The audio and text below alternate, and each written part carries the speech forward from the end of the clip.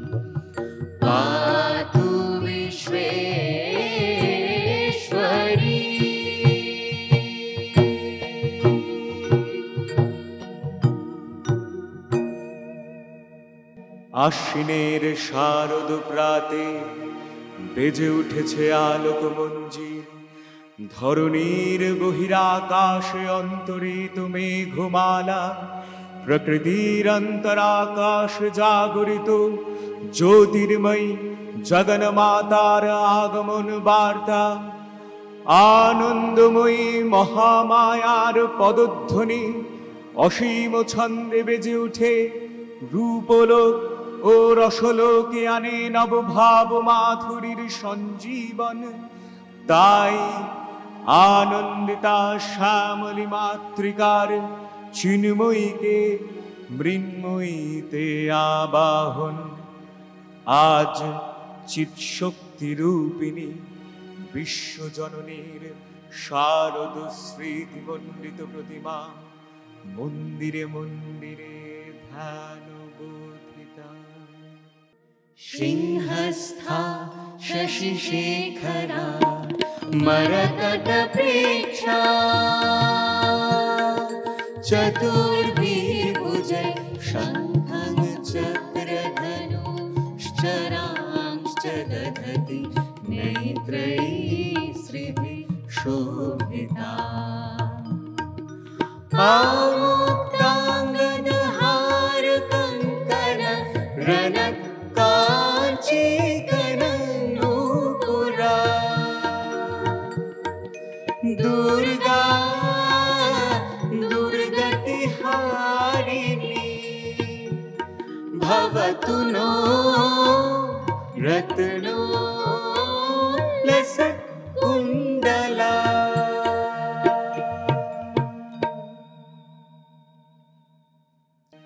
মহামায়া সনাতনী শক্তিরূপা গুণময়ী, তিনি এক তবু প্রকাশতি ভিন্ন দেবী নারায়ণী। আবার ব্রহ্মশক্তি রূপা ব্রহ্মাণী, কখনো মাহেশ্বরী রূপে প্রকাশমানা, কখনো বা নির্মলা কৌমারী রূপধারিণী, কখনো মহাবজ্র রূপিণী ঐন্দ্রী, উগ্রা শিবধূ তিনি, নিমুন্নমালিনী চামুণ্ডা। তিনি আবার তমময়ী নিয়তি, এই সর্বপ্রকাশমানা মহাশক্তির পরমা প্রকৃতির আবির্ভাব হবে সপ্তলোকতায় আনন্দমগনা।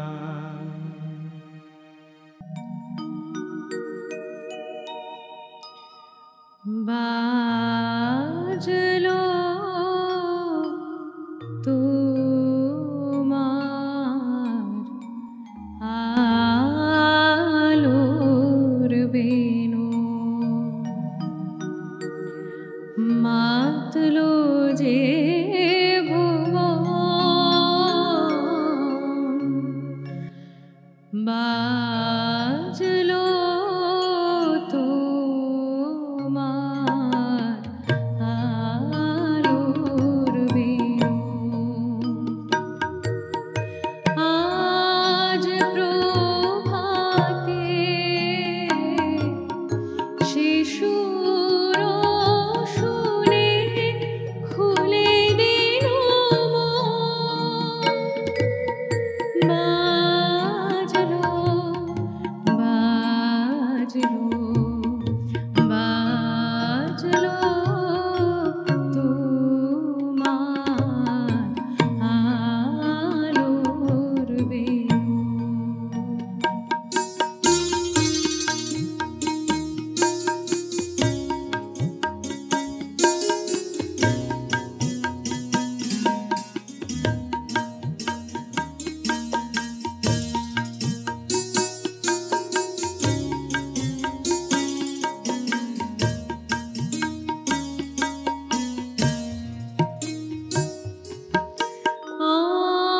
অন্তরে যা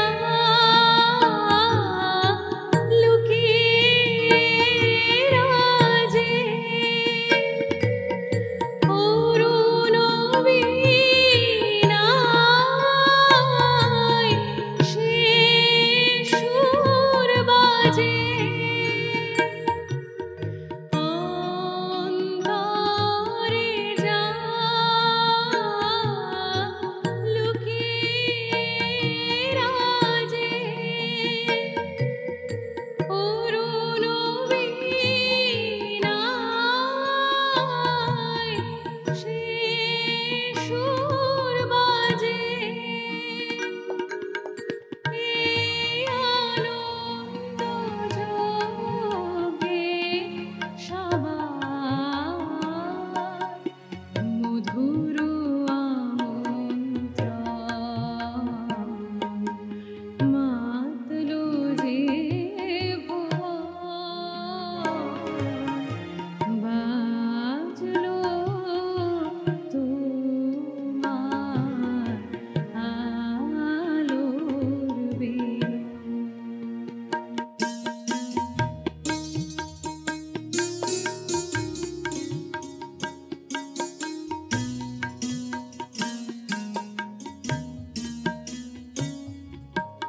আজ সমীরণ আলোয় পাগল, নবীন সুরের লীলায়। আজ শরতে আকাশ বীণায় গানের মালা বিলায়। তোমায় হারা জীবন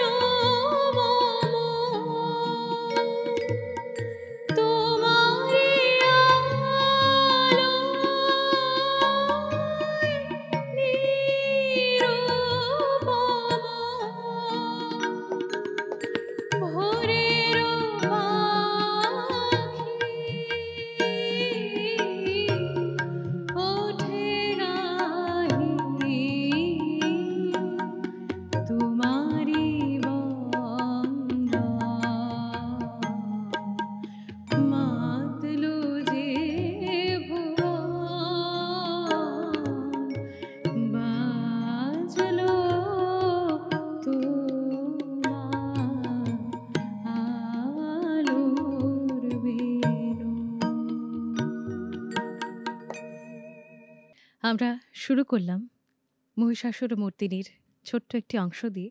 এবারে পরিচয় পর্বটা সেরে নিই আপনাদের প্রত্যেকের সঙ্গে।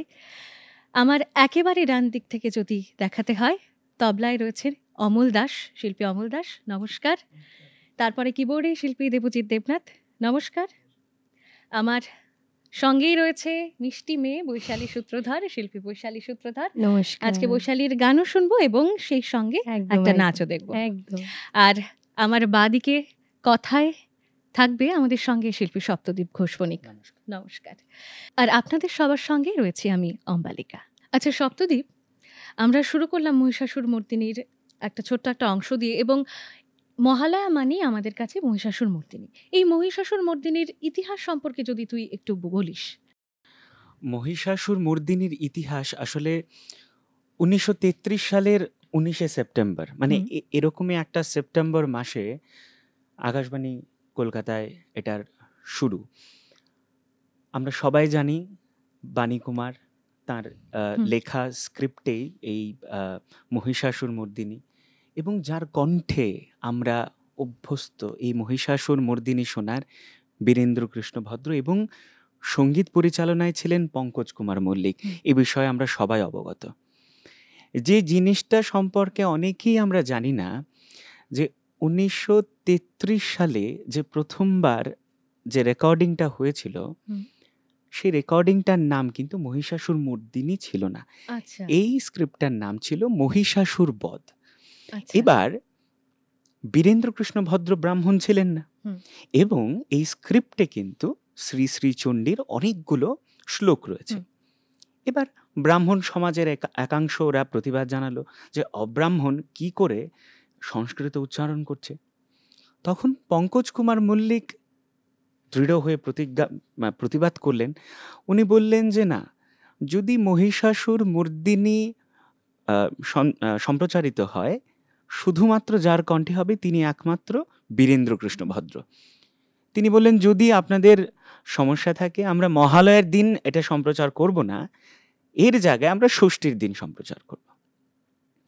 গেল 3 বছর, মানুষ অভ্যস্ত হয়ে গেল বীরেন্দ্রকৃষ্ণ ভদ্রের কণ্ঠে সেই মহালয়া। এলো 1936 সাল। সে বছর অনেকেই লিখেছেন পত্রিকায়, এবং যারা সঙ্গীতে ছিলেন ওরাও ওদের বক্তব্য প্রকাশ করেছেন বিভিন্ন জায়গায়, যে 1936 সালের সেই ভোরে বীরেন্দ্রকৃষ্ণ ভদ্র কপালে চন্দন লাগিয়ে সাদা ধুতি পরে দু পকেটে দুটো রুমাল ভরে তিনি স্টুডিও রুমে এসেছেন। এবং কি করলেন তিনি? বললেন যে আকাশবাণী নয়, এটা যেন দৈববাণী হচ্ছে, ঈশ্বরের আশীর্বাদ যেন বীরেন্দ্রকৃষ্ণ ভদ্রের কণ্ঠ দিয়ে বেরোচ্ছে, এবং সেই মহিষাসুর মর্দিনী আজও অমর। একটা কথা তোকে বলি অম্বালিকা, এই বীরেন্দ্রকৃষ্ণ ভদ্র তিনি যখন প্রথমবার আকাশবাণীতে অডিশন দিয়েছিলেন, তিনি কিন্তু সে অডিশনে টেকেননি, বাদ পড়ে গেছেন। কারণ ওনার কণ্ঠে একটা ছোটবেলা থেকে সমস্যা ছিল, ডিপথেরিয়া খুব সম্ভবত ওনার কণ্ঠে ছিল, এবং ওনার কণ্ঠটা ভেঙে গেছে ছোটবেলায়, মানে খুব খারাপ ছিল কণ্ঠটা। পরবর্তী সময় এই আকাশবাণী কিন্তু তাকে ডেকেছে। কেন ডেকেছে? একটা রাক্ষসের হাসির দরকার ছিল। হ্যাঁ, সেই রাক্ষসের হাসি, সেরকম হাসি কোথাও পাওয়া যাচ্ছে না। অনেক অডিশন হলো, পাওয়া যাচ্ছে না। শেষমেশ পাওয়া গেল একজনের কণ্ঠে, তিনি বীরেন্দ্রকৃষ্ণ ভদ্র। আর সেই বীরেন্দ্রকৃষ্ণ ভদ্রের কণ্ঠ আজও দেখ কেমন অমর রয়েছে। এবং 1976, আমি যদি ভুল না হই, সে বছর আকাশবাণী থেকে কিন্তু একটা দিল্লির আকাশবাণী থেকে একটা কি বলবো, একটা প্রচেষ্টা নেওয়া হয়েছিল যে এই অনুষ্ঠানটা বদলে যদি একটা অন্য অনুষ্ঠান রাখা যায়, মহিষাসুর মর্দিনী, কিন্তু একটু নতুন ভাবে। এবার খোঁজাখুঁজি শুরু হলো যে কার কণ্ঠে করা যায়। তখনকার সময় যিনি সেরা ছিলেন একমাত্র উত্তম কুমার, এটা আমরা সবাই জানি। ওই সময়টাতে উত্তম কুমারকে ডাকা হলো। তিনি প্রথমে রাজি হননি। তিনি জানতেন বীরেন্দ্রকৃষ্ণ ভদ্র কি, তার কণ্ঠ কি, তার প্রতিভা কি, তার কণ্ঠের জাদু কি তিনি জানতেন। যাই হোক, হেমন্ত মুখোপাধ্যায় এই সঙ্গীত পরিচালনা হ্যাঁ। করেছেন। ইনি নামলেন, ইনি বোঝালেন যে না, এটা হোক, এটা ভালো হবে। উত্তম কুমার কিন্তু রেকর্ডিং এর আগে গেলেন কার বাড়িতে? বীরেন্দ্রকৃষ্ণ ভদ্রের বাড়িতে গিয়ে উঠলেন। তিনি বললেন যে আমি এই দুঃসাহসটা করছি, যে দুঃসাহস আমরা প্রথমে বললাম যে আমরা একটা দুঃসাহস করেছি। উনি কিন্তু বললেন যে আমি একটা দুঃসাহস করছি, আমি কি পারবো? বীরেন্দ্রকৃষ্ণ ভদ্র অভয় দিলেন, হ্যাঁ হবে, পারবে, তুমি পারবে, যাও। রেকর্ডিং হলো। কিন্তু জানিস তো, রেকর্ডিং চলাকালীন সে সময়, সেদিন অনেকগুলো ফোন এসেছে আকাশবাণী কলকাতায় এবং অনেক মানুষ প্রতিবাদ জানিয়েছে। এবং রেকর্ডিং শেষ হতে হতে আকাশবাণী কলকাতার গেটে প্রচুর মানুষ, যে প্রহরীরা ছিল, ওরা গেটটাকে বন্ধ করে রাখতে পারছে না প্রতিবাদে। কার কণ্ঠ চাই? বীরেন্দ্রকৃষ্ণ ভদ্র। আমাদের পেছনে দেবী দুর্গা রয়েছেন। আমার মনে হয় দেবী দুর্গার আশীর্বাদ কিন্তু বীরেন্দ্রকৃষ্ণ ভদ্রের কণ্ঠে সেদিন ছিল। তাই হয়তো আজও আমরা সেই মহালয়ার ভোরে বীরেন্দ্রকৃষ্ণ ভদ্রের কণ্ঠে মহিষাসুর মর্দিনী ছাড়া আমরা সেদিনটা শুরু করতে পারি না। ঠিক।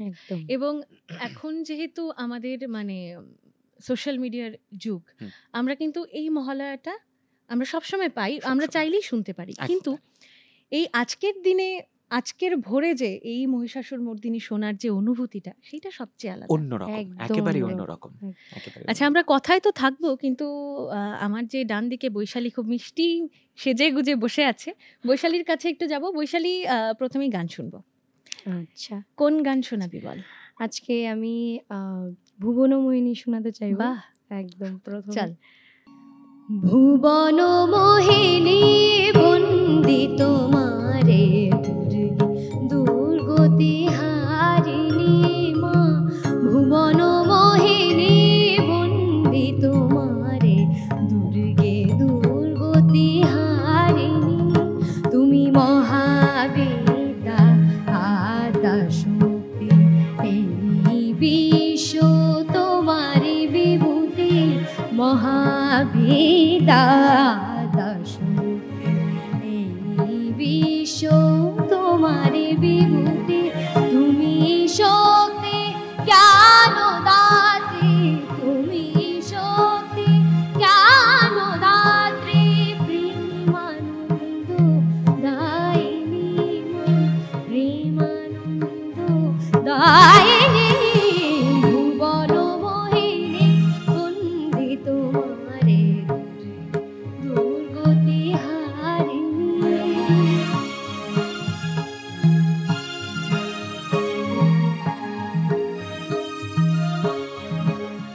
তুমি হৈমবতী, তুমি অহং নাশিনী, হৈমবতী তুমি অহং নাশিনী। জগৎ জনে রিপুদলনে, জগৎ জনে রিপুদলনে। জগদ্ধাত্রী ত্রাণকারী, জগদ্ধাত্রী ত্রাণকারী। তুমি আদি জননী মা, তুমি আদি জননী। ভুবনমোহিনী বন্দি তোমারে দুর্গতি হারিণী। তুমি মহাবেদা আদা শক্তি, এই বিশ্ব তোমারি বিভূতি। তুমি শক্তি জ্ঞান দাত্রী, প্রেমানন্দ হারিণী মা, প্রেমানন্দ হারিণী। ভুবনমোহিনী বন্দি তোমারে দুর্গতি হারিণী মা, দুর্গতি হারিণী মা, দুর্গতি হারিণী।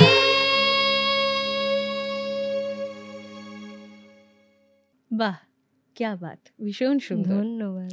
যেমন মিষ্টি লাগছে দেখতে, তেমনই মিষ্টি করে গেয়েছিস। আচ্ছা, এবারে আবারও একটু সপ্তদ্বীপের কাছে যাব। জানবো একটু বাংলার দুর্গাপূজার যে শুরুর দিকটা, সেই বিষয়ে একটু যদি আলোকপাত করিস। শুরুর দিকটা যদি বলতে যাই, ইতিহাসে দেখতে গেলে আমাদের দুর্গাপূজা শুরু প্রায় 2000 বছর আগের থেকে। হুম। গুপ্ত যে ছিল, গুপ্তর সময়কাল থেকে। তারপর তো পাল, হুম। সেন যারা রয়েছে হুম। তারা চালিয়ে গেছেন। কিন্তু আমরা যে এখন দেবী দুর্গার স্বরূপ হুম, দেখি হুম। সপরিবারে, হ্যাঁ, হ্যাঁ, সবাহনায়, আমরা যে মন্ত্রে বলি সপরিবারায়, সপরিবারায়, সবাহনায়। সবাহনায়, সায়ুধায়, তো সপরিবার ছিল না, সবাহনও ছিল না। দেবী শুধু সিংহবাহিনী রূপে পূজা হতেন আচ্ছা। এবং চণ্ডী রূপ যেটাকে বলা হুম। হয় সেই রূপে। আবার যদি বাল্মীকি রামায়ণে দেখি, বাল্মীকি রামায়ণে কিন্তু এই যে শরতের দুর্গাপূজা তার কিন্তু ব্যাখ্যা নেই, রয়েছে আচ্ছা, কৃত্তিবাসের রামায়ণে। আচ্ছা। কৃত্তিবাসের রামায়ণের আগে ভবদেব ভট্ট, জিমুদ্বাহন, বিদ্যাপতি, হুম। সুলোপানি, ওদের বিভিন্ন লেখায়ও আমরা কিন্তু এই দুর্গাপূজার প্রচলন পাই, কিন্তু হুম। মহিষাসুর মর্দিনী রূপেই, সপরিবারে দুর্গা না। আচ্ছা। পরবর্তী সময়ে 1500 শতাব্দীতে তাহিরিপুরের রাজা কংসনারায়ণ রমেশ শাস্ত্রীর কাছে তিনি জিজ্ঞেস করেছিলেন যে আমি তো একটা মহাযজ্ঞ করতে চাই। হুম। তখন রমেশ শাস্ত্রী বললেন, মহাযজ্ঞ করবে? এর থেকে ভালো তুমি দুর্গাপূজা করো। তখনও কিন্তু সেই চণ্ডী রূপে বা মহিষাসুর মর্দিনী রূপেই পূজা হয়েছিল। মজার কথা কি জানিস, হুম। তখনকার সময় 1500 শতাব্দীতে ওনার খরচা হয়েছিল 8 লাখ টাকা। 8 লক্ষ টাকা শুনতে এখন হয়তো অনেকটা কম। এখন যদি সেই 8 লাখ টাকা, হ্যাঁ, তখনকার সেটাই তো সময় যদি ভাবছি। 8 লাখ টাকা যদি করি, এটা হচ্ছে 45,000 কোটি টাকা। মানে পুরো কলকাতার মানে পুজোর যত পুরো বাজেটটা রয়েছে, পুরো বাজেটটাই হ্যাঁ, সেই তো। 45,000 কোটি টাকা। এখন 80,000 কোটি টাকার বাজেটের মানে অল ওভার ইন্ডিয়াতে পুজো হয়, কিন্তু হুম। তখনকার সময় একটা পুজোয় ছিল খরচা 45,000 কোটি টাকা। পরবর্তী সময়ে যদি দেখা যায়, 1610 খ্রিস্টাব্দে সাবর্ণ রায়চৌধুরী হুম, পরিবার হুম। কলকাতায় প্রত্যাবর্তন করে এবং ওরাই কিন্তু প্রথমবার এই পরিবারের সঙ্গে হ্যাঁ, দুর্গাপূজা শুরু করেন। আচ্ছা। এবং পরে আম, আম, যদি ভুল না হই আমি, শোভাবাজার রাজবাড়ির রাজা নবকৃষ্ণ উদযাপন করেছিল এই দুর্গাপূজাটা। হুম। যদিও এই পূজাতে রবার্ট ক্লাইভ নিজে ছিলেন হুম। নবকৃষ্ণের বাড়িতে, এবং এটা একটা স্টেটাস সিম্বল হয়ে যায় সেই দুর্গাপূজাটা। পরবর্তী সময়ে সুখরাম রায়, নীলমণি মল্লিক এবং অন্যান্য রাজারা, দাঁবাড়ি, দত্তবাড়ি, যে এখন আমরা দেখি হুম, পুজো হুম। পরিক্রমায় তাদের বাড়ির পুজো দেখানো হয়, এই পুজোটা কিন্তু একটা স্টেটাস সিম্বল হয়ে যায়। এখানে কিন্তু আবার সাধারণ মানুষের ওই কাঙালি ভোজন, যে হুম। এই অংশটা বাদ দিলে সাধারণ মানুষের কোনো রকম আসা যাওয়া ছিল না সেই পুজোয়। আচ্ছা। এবং সেই পুজোয় ইংরেজ যে অফিসাররা ছিলেন তাদের আসা যাওয়া ছিল। এবার দেখা গেল কি, ব্রিটিশ ইস্ট ইন্ডিয়া কোম্পানি দেখলো যে এই যে ইংরেজরা, ওরা তো খ্রিস্টান, হুম। ওদের এই পুজোতে আসা বা যে রাজারা রয়েছেন হুম। তাদের ওই ইংরেজদেরকে পুজোয় নিয়ে আসা, দুপক্ষই একটা বিরোধের মুখে পড়েছে। হুম। তখন কি হলো, 1840, খুব সম্ভবত যদি ভুল না হয় 1840 হুম। খ্রিস্টাব্দে ব্রিটিশ ইস্ট ইন্ডিয়া কোম্পানি একটা ফরমান জারি করলো, একটা নিয়ম জারি করলো যে ইংরেজরা এই পুজোয় যেতে পারবেন না। আচ্ছা। খুব ভালো কথা। আচ্ছা। তবুও কিন্তু পরবর্তী সময় বঙ্গভঙ্গ আন্দোলনের সময় সরলা দেবী একটা নিয়ম শুরু করলেন যে অষ্টমীর দিন বীরাষ্টমী, বীরাষ্টমী হচ্ছে জানিস ওই তলোয়ার, লাঠি, এগুলোর খেলা। আচ্ছা। এগুলি হচ্ছে গিয়ে ওই ইংরেজদের বিরুদ্ধে চেষ্টা। আস্তে আস্তে আস্তে আস্তে বিভিন্ন ক্লাব, মানে এগুলোর মাধ্যমে প্রশিক্ষণ দিত। দেওয়া হতো হ্যাঁ। এবং এটা দুর্গাপূজা কেন্দ্রিকই হতো। হুম, হুম। এবং আস্তে আস্তে কি হলো, যে কুমোরটুলি থেকেই কিন্তু আস্তে আস্তে পুজোটা ছড়ালো। কুমোরটুলি সার্বজনীন যেখানে নেতাজির সঙ্গে যুক্ত ছিল, পরে বলবো এই ইতিহাসটা, যে আমাদের মূর্তি, যে আগের মূর্তি এবং এখনের মূর্তির যে তফাৎ কেন হয়েছে, কিভাবে হয়েছে। কিন্তু ইতিহাসটা এরকমই যে 2000 বছর থেকে বর্তমানে যে পুজোটা, আগে ছিল কি রাজারা পুজো করত, শুধু এলাইট ক্লাস যেটাকে বলা হয় ওরাই পুজো করত, এবং আস্তে আস্তে আস্তে আস্তে এই পুজোটা হয়ে যায় সার্বজনীন দুর্গোৎসব। আচ্ছা, আরো অনেক কিছু জানার রয়েছে আজকে। আরো কিছু জানবো, এই যেমন বললি যে আগের মূর্তি এখনকার মূর্তি, সেই বিষয়গুলোতেও আসবো। এই মুহূর্তে আমি একটা গান শোনাই তোমাদের। একদম একদম আমার নিশ্চয়ই ভীষণ শুনতে চাই। প্রিয় একটা গান, এবং খুব বেশি মানে পুজোতে গাওয়া হয় না, কিন্তু আমার ভীষণ প্রিয়, তাই হয়ে যাক। শুনি তাহলে।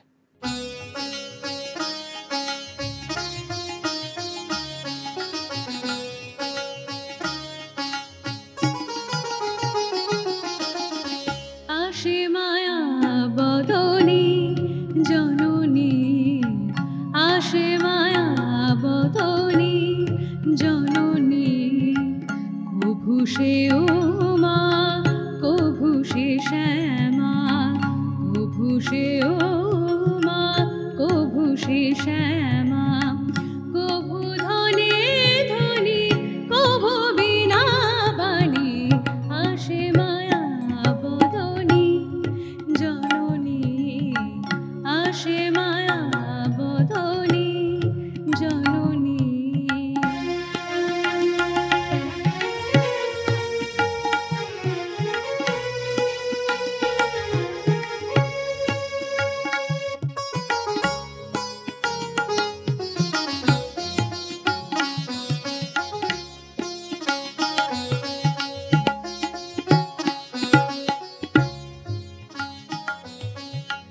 মানব দানব জোড় হাতে সবে নত মস্তকে পূজা করে ভবে, মানব দানব জোড় হাতে সবে নত মস্তকে পূজা করে ভবে, পৃথিবী যখন অকুলে পতিত, পৃথিবী যখন অকুলে পতিত, ত্রাণ করে সেই শিব বিহারিণী, আসে মায়া বদনী জননী, আসে মায়া বদনী জননী।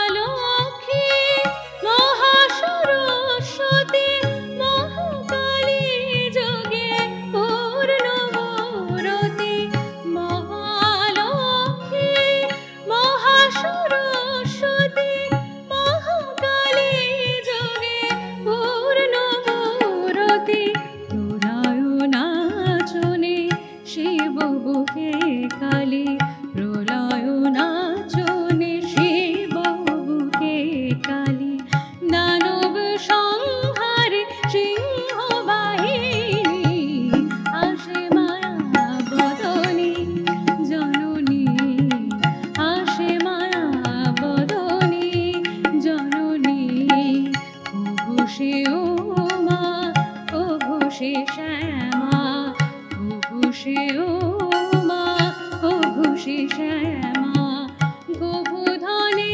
ধনি কভু বিনা বাণী, আসে মায়া বদনী জননী, আসে মায়া বদনী, আসে মায়া বদনী, আসে মায়া বদনী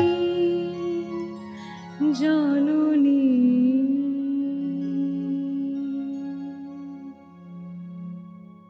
খুব আহা, ভালো লেগেছে, সাধু, সাধু। খুব ভালো লেগেছে, সত্যি খুব অনেক সুন্দর। ধন্যবাদ। আচ্ছা, আমরা যেহেতু আজকে আড্ডায় বসেছি, হুম। তোর থেকে তো কথা শুনবো, তার আগে একটুখানি বৈশালীর কাছে যাব। হ্যাঁ, বৈশালী, আজ মহালয়া একদম। এবং পুজো একদম দরজায় কড়া নাড়ছে। পুজো কেমন কাটাস সাধারণত? খুব ভালো যায় পুজোর দিনটা, মানে কি বলবো, এই পুজোর জন্য আমরা একটা বছর প্রত্যেকবার অপেক্ষা করে থাকি। আর নতুন জামা বা নতুন প্ল্যানিংস, কার সাথে বেরোবো কার সাথে না বেরোবো, কত কিছু। আর কিন্তু হ্যাঁ, একটা জায়গাতে গিয়ে আবার মন খারাপ হয়ে যায় যে হ্যাঁ কটা দিনের ব্যাপার, সেই আবার সেই। চলে যাবে। ঠিক ঠিক খুব মানে অনেক সময় খুব ভাবুক হয়ে যায় কথাটা ভেবে, খুব খারাপ লাগে। কটা দিনের জন্যই মা আসে খালি আমাদের কাছে, কিন্তু হ্যাঁ ওই দিনগুলোতেই যদি আমরা একদম মেমোরেবল বানিয়ে রেখে দেই তাহলে সারা বছরের জন্য একদম, এনার্জি থাকে। একদম একদম কদিন পরে পরে ফোন খুলে খুলে দেখতে হয় ছবিগুলো, খুব মজা লাগে বন্ধুদের সাথে, মা বাবা, পরিবার প্রতিবেশী, একদম বাহ। সবার সাথে। আচ্ছা, আবারও যাব সপ্তদ্বীপের কাছে। সপ্তদ্বীপ, এবারে জানবো তোর থেকে মূর্তি পূজার যে ইতিহাস রয়েছে, সেই মূর্তি পূজার ইতিহাস। মূর্তি পূজার ইতিহাস যেটা বলছিলাম একটু আগে, হুম, যে 2000 বছর আগে থেকে আমাদের যে আর্কিওলজিক্যাল সার্ভে অফ ইন্ডিয়া হুম। গুপ্ত যুগের অনেকগুলো মূর্তি পেয়েছে। মূর্তিগুলো হ্যাঁ, সেই মহিষাসুর হুম, মূর্তিনি, হুম, দেবী দুর্গা দশভুজা মহিষাসুর মর্দন করছেন, মারছেন হুম। মহিষাসুরকে, এটাই দেখে আসছে। আমি যেটা বললাম, সাবর্ণ রায়চৌধুরী পরিবার হুম। প্রথমবার ওরা শুরু করলো সপরিবারে দেবী দুর্গার পূজা। হুম। তারপরে তো একের পর এক আমরা যেই ডাকের সাজের মূর্তি হ্যাঁ। দেখি, চোখগুলো টানা টানা, একদম ঘটক, সাদা হ্যাঁ, থপথপে। ঘটকরূপী সিংহ, হুম। সেটাই ছিল আগের যে পুরাতন দুর্গার রূপ।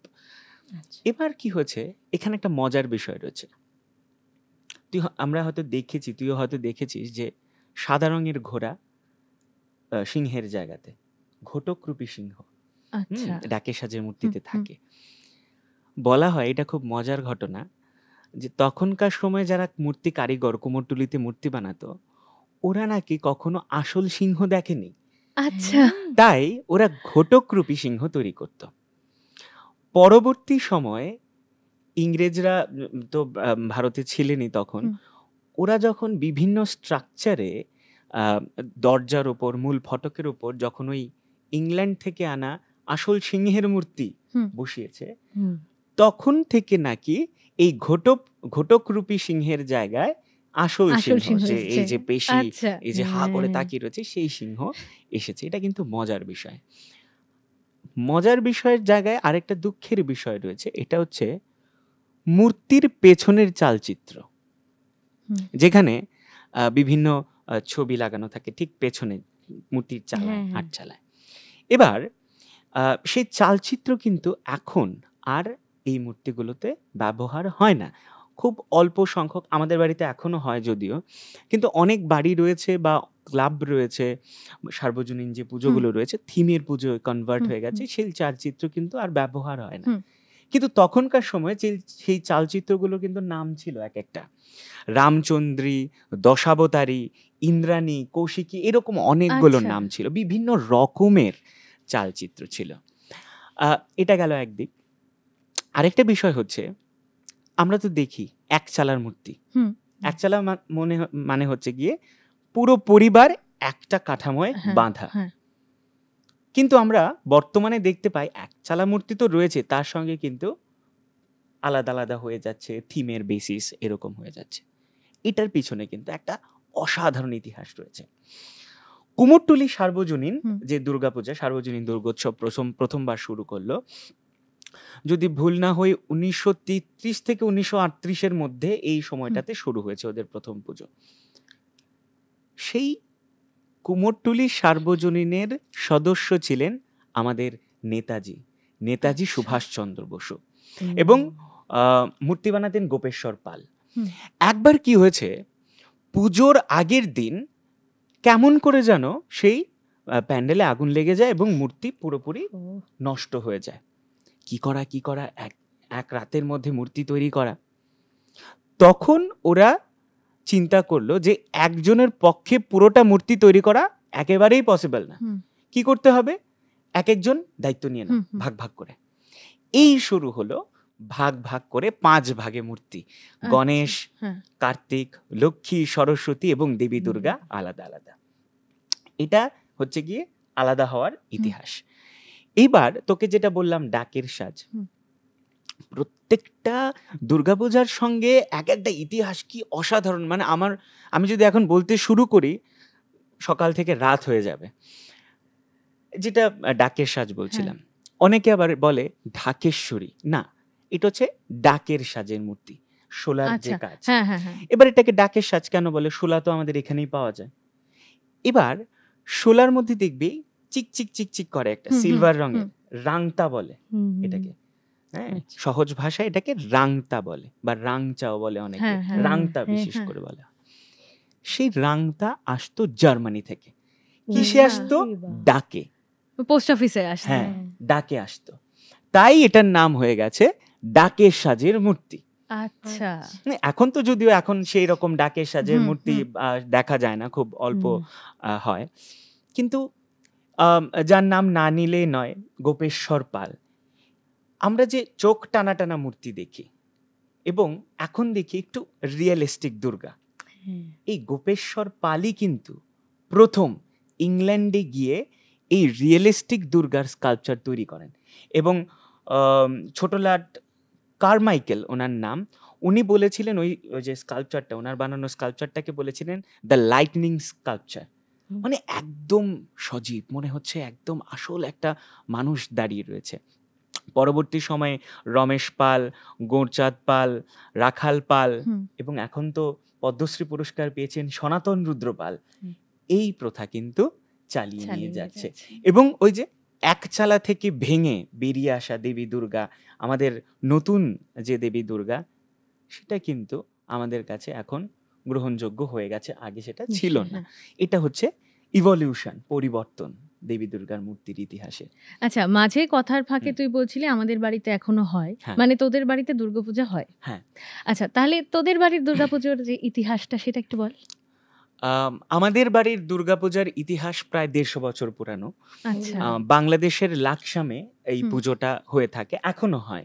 এই পুজোটা বছরে 2 বার হয়।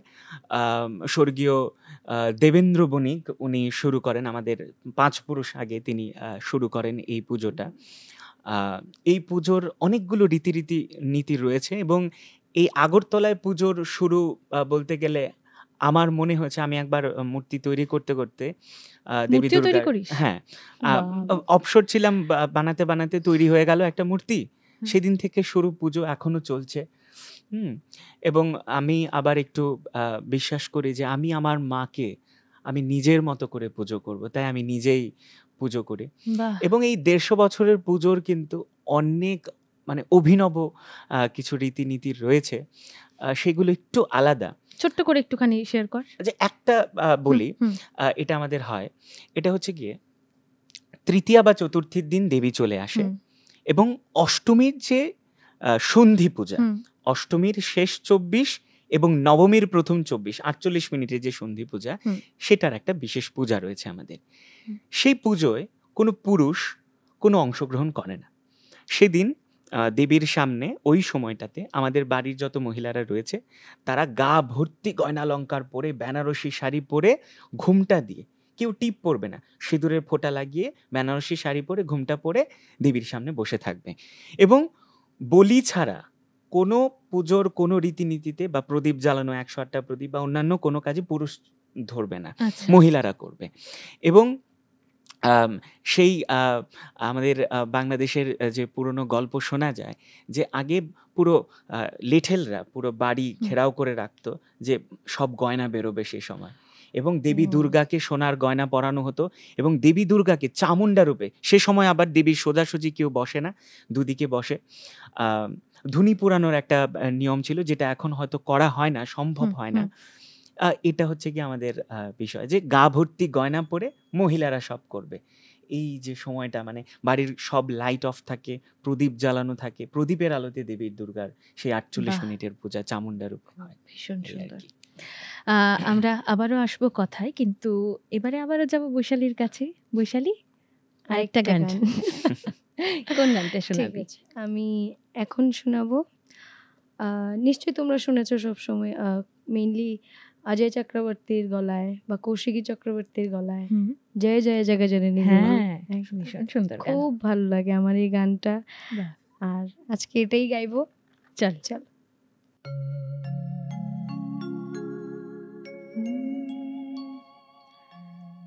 जय मा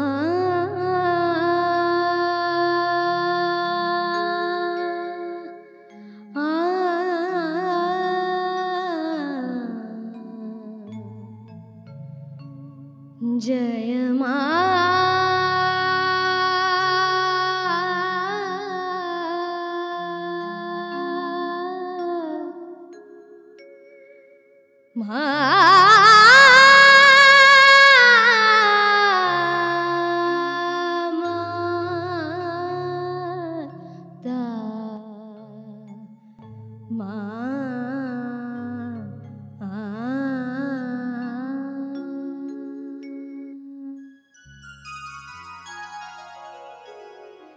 जय जय जग जननी देवी माता, जय जय जग जननी देवी माता, जय जय जग जननी देवी। सुर नर मुनि असुर सेवी भक्ति मुक्ति दाई माया हरण कालिका। जय जय जग जननी देवी सुर नर मुनि असुर सेवी भक्ति मुक्ति दायिनी माया हरणी कालिका। मंगल मुदिसिद्धि सदनि पर्वशर्वरीश वदनि तापति वीर तरुण तरणि किरण मालिका। जय जय जग जननी देवी माता, जय जय जग जननी देवी।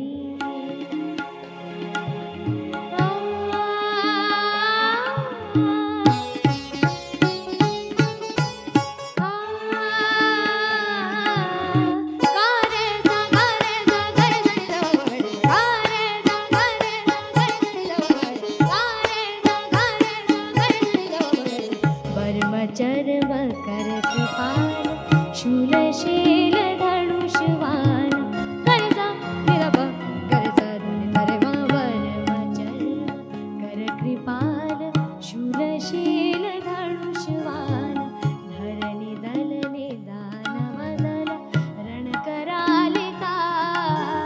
भूतना पिशाच प्रेत डाकिनी साकिनी सवेत भूत ग्रह वेताल खग मृगाल जालिका। जय जय जग जननी देवी माता, जय जय जग जननी देवी।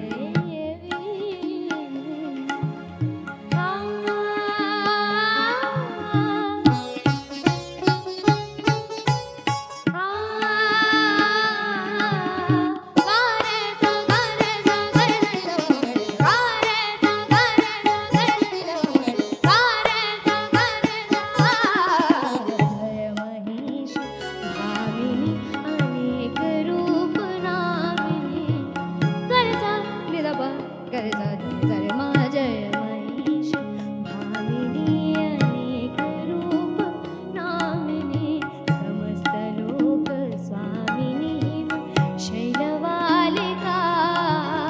रघुपति पद परम प्रेम तुलसिया अचल नेम देहि भई प्रसन्न पाहि प्रणत बालिका।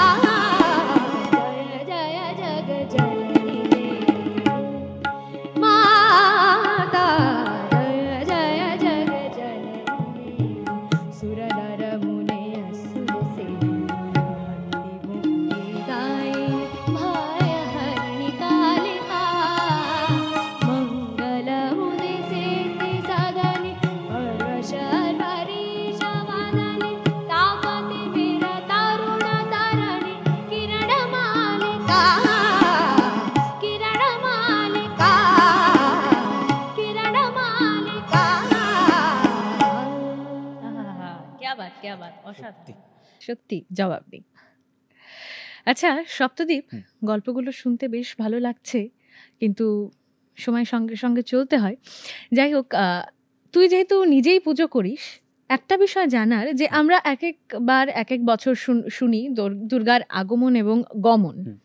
তো এই যে একবার এক এক বাহন নিয়ে তিনি আসেন বা এক এক বাহনে তিনি যান, এই বিষয়টার মানে কি গ্রামার রয়েছে? এটা খুব সহজ একটা গ্রামার রয়েছে, এটা আমরা নিজেরাও বলতে পারি, হুম। কিন্তু আমরা জানি না, তাই হ্যাঁ, আমরা বলতে হ্যাঁ, পারি না। যেমনভাবে মন্ত্র উচ্চারণের বিষয়টা, মন্ত্র উচ্চারণ যদি তোকে বলি একটা মন্ত্র, যেমন এটা খুব কমন, প্রত্যেকটা পুজোয় ব্যবহার হয়।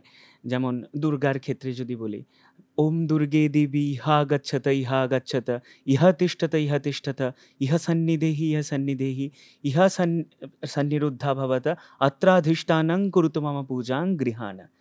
এটার অর্থ কি? হুম। দেবী দুর্গা আমার কাছে আসুন, আমার সামনে আসুন, আমার সন্নিকটে, আমার সম্মুখে বসুন, হুম। আসন গ্রহণ করুন এবং আসন গ্রহণ করে আমার পূজা অত্রাধিষ্ঠানং কুরুত মম পূজাং গৃহাণা, গ্রহণ মানে করুন, আসনে অধিষ্ঠান করে হুম, আমার পূজা পূজা গ্রহণ গ্রহণ করুন। করুন। ভাষার তফাৎ। হুম, তো ভাষাটা যেহেতু আমরা জানি না, তাই হয়তো আমাদের কাছে পুজোটা কঠিন। হুম, তেমনভাবেই আমরা এই বিষয়গুলো আমরা জানি না, জানলে আমাদের কাছে খুব সহজ। যেমন আম, রবিবার বা সোমবার যদি সপ্তমী বা যে দশমী এই তিথিটা হুম। যদি পড়ে রবিবার বা সোমবারে, তখন কিন্তু দেবী আসেন গজে, মানে হাতিতে। হুম। এটা কিন্তু খুব শুভ, হুম। খুব শস্য হয়। গজে আগমন, হ্যাঁ, গজে যখন, আগমন হ্যাঁ, খুব শুভ। শুভ। এবার যদি মঙ্গলবার আর শনিবারে আসে, হুম। তাহলে আসেন তিনি ঘোড়ায়, ঘোটকে। এটা আবার একটু অমঙ্গলের লক্ষণ। ঘোটকে আচ্ছা। আসছেন মানে ধ্বংস, ছত্রভঙ্গ, চারিদিকে যুদ্ধ, এরকম একটা পরিস্থিতি। যদি বুধবারে তিনি আসেন নৌকায়। নৌকা মানে মানে সপ্তমী যদি বুধবারে পড়ে। হ্যাঁ, এইটা সপ্তমী আর দশমীর ইকুয়েশনই বলছি আচ্ছা, পুরোটা। মানে সপ্তমী, দশমীতে তো তিনি গমন করেন। হ্যাঁ, এই দুটো বারের মধ্যে যদি সপ্তমী এবং দশমী পড়ে, আচ্ছা, আচ্ছা। তাহলে এবার বুধবার যদি পড়ে সপ্তমী বা দশমী, হুম। তাহলে নৌকায়। নৌকা মানে কি? বন্যা, বৃষ্টি। এটা আবার শুভ একদিকে। আচ্ছা, ধর মানে বুধবারে যদি দশমী পড়ে, হুম। তাহলে তো সেটা গমন হবে। গমন হবে, মানে নৌকায় নৌকায় গমন হবে। নৌকায় গমন। আচ্ছা, আচ্ছা, এবার সপ্তমী বুঝেছি। যদি বুধবারে পড়ে, হুম। তখন কি হবে? নৌকায় আগমন হবে। নৌকায় আচ্ছা, আগমন। আচ্ছা। এইরকম হবে বিষয়টা। এবার নৌকায় আগমন মানে বন্যা হচ্ছে, ঠিক আছে, হুম, হুম। কিন্তু আবার এটার আবার পজিটিভ সাইডও আছে লেখা। এটা হচ্ছে শস্য প্রচুর হবে এবং বন্যায় যে আমাদের যে মাটি উর্বর হয়ে যায়, হুম। পলি মাটি পড়ে মাটি উর্বর হয়ে যায়, এবং সেই মাটিতে যে শস্য হয়, সেই শস্য কিন্তু আরো বেশি ভালো হয় এটা। হুম। এবং বাকি রইল কি? বৃহস্পতিবার আর শুক্রবার। বৃহস্পতিবার আর শুক্রবার যদি তিনি আসেন বা যান, হুম। মানে আগমন বা গমন হয়, তখন কিন্তু একটু খারাপ সংকেত রয়েছে। মানে তিনি দোলায় যাচ্ছেন, দোলায় মানে আচ্ছা, পালকিতে যাচ্ছেন বা পালকিতে আসছেন, তখন কিন্তু মহামারী, দুর্ভিক্ষ, এইরকম মানে নেগেটিভ এফেক্টস নেগেটিভ থাকে। এফেক্টস থাকে। আচ্ছা। এটা হচ্ছে কি খুব সহজভাবে যদি বলি। কিন্তু দেখ, এগুলোর সঙ্গে কিন্তু আমাদের যে মানে রিয়েল লাইফ, প্র্যাকটিক্যাল লাইফ কিন্তু মিলে যায়। মিলে যায় মানে অনেকটাই। প্রকৃতি কি সুন্দর করে আমাদের মানে কানেক্ট করেন আর কি, এবং প্রতিটা প্রকৃতির, নিয়ম হ্যাঁ, যে মানে প্রকৃতি দেখি, এগুলো তো মানুষেরই সৃষ্টি করা নিয়ম। একেবারে একেবারে, এবং প্রকৃতির উপরে নির্ভরে কিন্তু এই যে হ্যাঁ। আগমন গমন। সেই। আচ্ছা, আরেকটা বিষয় সেটা হুম। হচ্ছে ত্রিপুরার পূজার যে ইতিহাস, আগরতলার পূজার ইতিহাস, সেইটা একটুখানি বল। আসলে আগরতলার পূজার ইতিহাস বললে ভুল হবে কথাটা। এটা হচ্ছে ত্রিপুরার দুর্গা পূজার ইতিহাস। এটাও বহু প্রাচীন, কিন্তু আমাদের যে ত্রিপুরায় বাঁশের ঠাকুরকে পূজা করা, যেমন গড়িয়া পূজা, হ্যাঁ, কের পূজা, হ্যাঁ। এগুলো কিন্তু বা 14 দেবতার যে হুম, হুম। 14 দেবতার যে পূজা, হুম, হুম, হুম। সেখানেও কিন্তু বাঁশের ব্যবহার কিন্তু হ্যাঁ, সব একদম, থেকে বেশি। একদম, বাঁশ ছাড়া কিন্তু হয় না পুজো। হয় এবং যে যে যা জিনিসপত্র ব্যবহার করা হয়, চেষ্টা করা হয় ম্যাক্সিমামই বাঁশের রাখার। হুম। তো বাঁশের ঠাকুরকে পুজো করার একটা প্রচলন ছিল। তো প্রথমবার রাঙামাটিতে ধন্যমাণিক্য, মহারাজা ধন্যমাণিক্য প্রত্যাবর্তন করেন এই দশভুজা দেবী দুর্গার। রাঙামাটি বলতে উদয়পুর। উদয়পুর। এবং এটা আবার 1500 শতাব্দীতে। এবং সেই দশভুজা বিকট রূপ একদম দুর্গার, আমরা যদি উদয়পুর যাই, আমরা দেখতে পাবো কিন্তু একটা দুর্গা মন্দির রয়েছে, পুরনো দুর্গা মন্দির। এটা সারা বছর দুর্গা প্রতিষ্ঠিত মূর্তিতে। দেখেছিস কিনা জানি না, এটা শিব মন্দিরের খুব কাছাকাছি, আমি জায়গাটা ভুলে গেছি। হ্যাঁ, সেখানে এখনো পুজো হয়, প্রতিদিন পুজো হয় দেবী দুর্গা প্রতিষ্ঠান। যাই হোক, রাজমালায় ব্যাখ্যা রয়েছে যে পরবর্তী সময়ে মহারাজা কৃষ্ণকিশোর মাণিক্যর স্ত্রী রাজমাতা সুলক্ষণা দেবী যখন আমাদের এই রাঙামাটি থেকে পূজা 184 বছর পুরানো পূজা যখন আগরতলায় স্থানান্তরিত হয়, তিনি এই মন্দির প্রতিষ্ঠা করেন, যেটা বর্তমানে আমরা দেখতে পাই। সেখানে রাজমাতা সুলক্ষণা দেবী একবার মন্দিরে গিয়ে দেবীর দশভুজা রূপে দর্শন করে তিনি ভয় পেয়ে যান। এত বিশাল দেবী দুর্গা, এত বিকট রূপ, মহিষাসুরকে বধ করছেন, তিনি দেখে ভয় পেয়ে যান। তিনি স্বপ্নাদেশ পান যে এই যে আগরতলার রাজবাড়ির যে পূজা, সেই পূজায় দেবী হবেন দ্বিভুজা, এবং পেছনে যে তার যে 8টা ভুজা সেটা পেছনে লুকানো থাকবে। তবে থেকেই কিন্তু আমাদের দেবী দুর্গার যে মূর্তির যে উচ্চতা সেটাও কমে যায়, এবং তিনি হয়ে যান দ্বিভুজা, দশভুজা। সেই দশভুজার বা যে পূজা পরিবর্তন হয়ে যায় দ্বিভুজা, এটাই চলে আসে। এবং বর্তমানে আমাদের যে পশ্চিম ত্রিপুরার যিনি জেলা শাসক, তিনি হচ্ছেন প্রধান সেবায়িত, তিনি এই পুজোটাকে এগিয়ে নিয়ে যাচ্ছেন সেই অনুমতি অনুসারে। আচ্ছা, বাহ, কত কিছু অজানা থেকে যায় না একেবারে। একদম এরকম আজকে একটা অনেক আড্ডাতে কিছু বসলে। দাদার হ্যাঁ। জন্য হয়তো জানতে পেরেছি, অনেক কিছু জানতামই না আমরা এসব। সেই তো আর মানুষ অ্যাকচুয়ালি ঘাটেও না এসব নিয়ে, হ্যাঁ। ধরো সেই মতে মানে পূজা তো পূজা, এখনের জেনারেশনটা তো একদমই না। আমি আর তুইও কিন্তু এখনের জেনারেশন, হ্যাঁ, আমরা আমিও- কিন্তু একটু আমি- হলেও ঘাটি। হ্যাঁ। আমরা একটু অন্যরকম হয়তো। কিন্তু তোরাও আছিস। হ্যাঁ অমালিকা, কিন্তু এই বিষয়টা যদি বলি, আমাকে যদি কেউ জিজ্ঞেস করে যে পুজো কোথায় বেশি আনন্দ করেছে বা পুজোর আমেজ কোথায় বেশি পেয়েছে, আমি কিন্তু এটা, অনেকেই আমার সঙ্গে সহমত হতে পারবেন না, অনেকে হয়তো বিরোধ প্রকাশ করবেন, কিন্তু আমার মনে হয়েছে আমি যখন মহারাষ্ট্রতে পুনেতে ছিলাম, সেখানে আমি দুর্গাপূজাটা বেশি আনন্দ করেছি। কেন? এটার কারণটা বলছি। ওখানে খিড়কি কালী মন্দির রয়েছে, কংগ্রেস ভবন রয়েছে, এইসব জায়গাগুলোতে বাঙালিদের কমিউনিটির পুজো হয়। আরো অনেকগুলো জায়গা, আমি 2টো জায়গায় খুব বেশি গেছি। সেখানে গিয়ে দেখলাম ছেলেরা ধুতি পাঞ্জাবি বা পায়জামা পাঞ্জাবি, আর মেয়েরা শাড়ি, 8 পুরো করে শাড়ি পরা, বা নর্মালি তোরা যেভাবে পরে আছিস সেভাবে পরা। এটা ছাড়া কিন্তু অন্য কোনো পোশাক আমি দেখিনি, ওয়েস্টার্ন কোনো জামা কাপড় দেখিনি। আমি শুধু দেখেছি ধুতি পাঞ্জাবি আর শাড়ি। এখানে দেখতে পাওয়া যায় কিনা বল? বা পশ্চিমবঙ্গে আমরা যদি যাই, শুধু অষ্টমীর দিন অষ্টমীর অঞ্জলির সকালে, সময় সেটাই আমি বলছিলাম। দেখতে পাই, শাড়ি আর কুর্তা পরে ঘুরছে, বাকি কিন্তু নেই। একদম না। নেই, অন্য এটা সময় কিন্তু একদম আমার কাছে না। একটা দুঃখের ঠিক, বিষয়। সত্যি আমরা তো। ভুলে যাচ্ছি বাঙালিয়ানা। একদম। ঠিক, একদম ঠিক। তারা এবং আমরা বিশ্বাস করি যে মানে ঘর থেকেই তো চেঞ্জ গুলো শুরু হয় না, তো আমরা আসলে। একটু একটু করে যদি মানে আবার সেই আমাদের কালচারটাকে ফিরিয়ে আনতে সেই, পারি, আমাদের সংস্কৃতিটাকে ফিরিয়ে আনতে গুরুত্ব পারি, দেওয়াটা সবচেয়ে বড় ব্যাপার। একদমই তাই। আচ্ছা সপ্তদীপ, একটা লাস্ট কোয়েশ্চেন বলবো, যেটা জানা সেটা হচ্ছে, আমরা অনেক জায়গায় শুনে, অনেক সিরিয়ালে দেখেছি বা অনেক বইও পড়েছি যে আমরা যে শুকনো মন্ত্র পড়ি সেটা থেকে গান গেয়ে যদি দেবীর আরাধনা করা হয়, শুধু দেব দেবীর সকলের আরাধনা করা হয়, সেটা তাদের কাছে বেশি পৌঁছায়। একেবারে সেইটা কতটা মানে ঠিক, বা তুই কি মনে করিস? একদমই ঠিক বলেছিস। একটা গান রয়েছে, একবার বিরাজ গো মা হৃদি কমলাসনে। এবং আমি যখন বাহাই ধর্ম নিয়ে পড়াশোনা করছিলাম, তখন জানতে পারলাম যে ঈশ্বরের অবস্থান আমাদের হৃদয়। কোথাও যেন মিলে গেছে। একবার বিরাজ গো মা হৃদি কমলাসনে বলছে, কিন্তু হৃদয়েই আমাদের ঈশ্বর, এবং হৃদয়কে জাগ্রত করতে হবে। এবার তোকে যদি আমি বলি যে অম্বালিকা, তুই সংস্কৃততে এই দেবীর উচ্চারণটা, মানে মন্ত্রটা পাঠ কর। ধর তুই জানিস না সংস্কৃত, পড়লি, এটা বুঝতে পেরেছিস কিছু না, না। একদম। কিন্তু এই জায়গায় যদি তুই সহজে, যেটা আমি তোকে মন্ত্রের মাঝে বোঝালাম, যে তুই যদি বলি যে হে মা দুর্গা, তুমি আমার পূজা গ্রহণ করো, তুমি এই আসনে আসন গ্রহণ করো এবং আমার পূজা গ্রহণ করো, তুই কিন্তু বুঝতে পারছিস, তোর হৃদয়টা বুঝতে পারছে।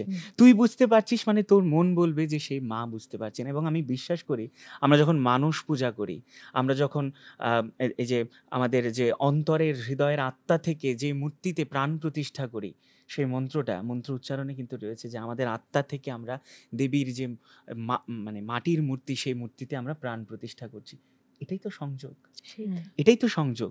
এবং যদি আমরা এরকমই মন্ত্র উচ্চারণ করি যে মন্ত্রের কোনো অর্থ আমরা বুঝি না, অর্থ ছাড়া যদি পুজো করি, তাহলে কিন্তু সেই পুজো মানে আমার আমি মনে নিজেও হয় স্যাটিসফাইড হব না, নিজে স্যাটিসফাইড হব না, আমার মনে হয় দেবীও নেবেন বা আমি কেউই। বলছি কি, মাকে করছি কি, আমি তো নিজেই জানি না নিজেই সেই জানি না। জিনিসটা।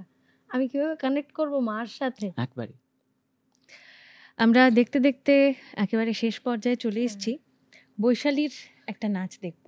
আর তুমি গাইবে আমার সাথে? নিশ্চয়ই গাইবো, নিশ্চয়ই গাইবো, কিন্তু তার আগে সপ্তদ্বীপের নারায়ণী স্তুতি শুনবো। শুনে তারপর আমরা Continue. নাচে যাব, গানে Okay, যাব, এবং সেই সঙ্গে বৈশালীর নাচের মধ্য দিয়ে আমরা আমাদের আজকের অনুষ্ঠান শেষ করব। আমাদের সকলের পক্ষ থেকে আপনাদের জন্য শারদীয়ার শুভেচ্ছা রইল।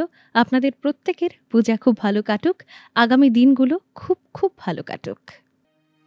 देवी प्रपन्नार्ति हरे प्रसीद प्रसीद मातर जगतोऽखिलस्य प्रसीद विश्वेश्वरी पाहि विश्वं त्वमेश्वरी देवी चराचरस्य आधारभूता जगतस्त्वमेका महीश्वरूपेण यतः स्थितासि अपागस्वरूपस्थितया तवैतत् आप्यायते कृत्स्नमलङ्घ्य वीर्ये त्वं वैष्णवीर्शक्तिर् अनन्तवीर्या विश्वस्य बीजं परमासि माया सम्मोहितं देवि समस्तमेतत् त्वं वै प्रसन्ना भुवि मुक्तिहेतु विद्या समस्तास्तव देवि भेदः स्त्रियः समस्ता सकला जगत्सु तवैकया पूरितमं वैयैतत् का ते स्तुतिः स्तव्यपरा परोक्तिः सर्वभूता यदा देवी स्वर्गमुक्तिप्रदायिनी त्वं स्तुता स्तुत एका वा भवन्तु परमुक्तयः सर्वस्य बुद्धिरूपेण जनस्य हृदि संस्थिते स्वर्गापवर्गदे देवी नारायणि नमोऽस्तुते कलाकष्टादिरूपेण परिणामप्रदायिनि विश्वस्योपरतो शक्ति नारायणि नमोऽस्तुते सर्वमङ्गलमाङ्गल्ये शिवे सर्वार्थसाधिके शरण्ये त्र्यम्बके गौरी नारायणि नमोऽस्तुते सृष्टिस्थितिविनाशानं शक्तिभूते सनातनि गुणाश्रये गुणमये नारायणि नमोऽस्तुते।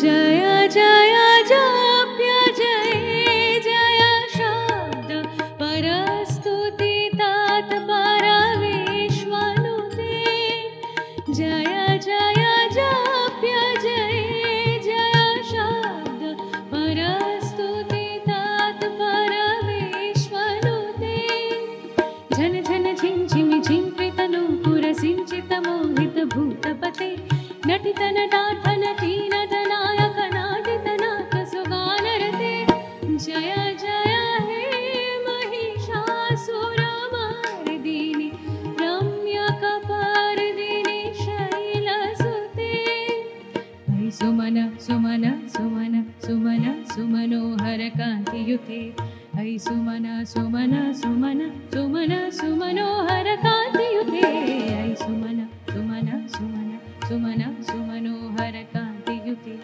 श्रित रजनी रजनी रजनी रजनी रजनी करभद्रवृते सुनयन विभ्रमरा भ्रमरा भ्रमरा भ्रमरा भ्रमराधिपते जय जय हे महिषासुरमर्दिनि रम्यकपर्दिनि शैलसुते कनकलसत्कलसिन्धुजलैरेणु सिञ्चनुते गुणरङ्गभुवम् कनकलसत्कलसिन्धुजलैरेणु सिञ्चिनुते गुणरङ्गभुवम् भजति सखिं न शची कुचकुम्भतटे परिरम्भसुखानुभवम् भजति सखिं न शची कुचकुम्भतटे परिरम्भसुखानुभवम् तव चरणं शरणं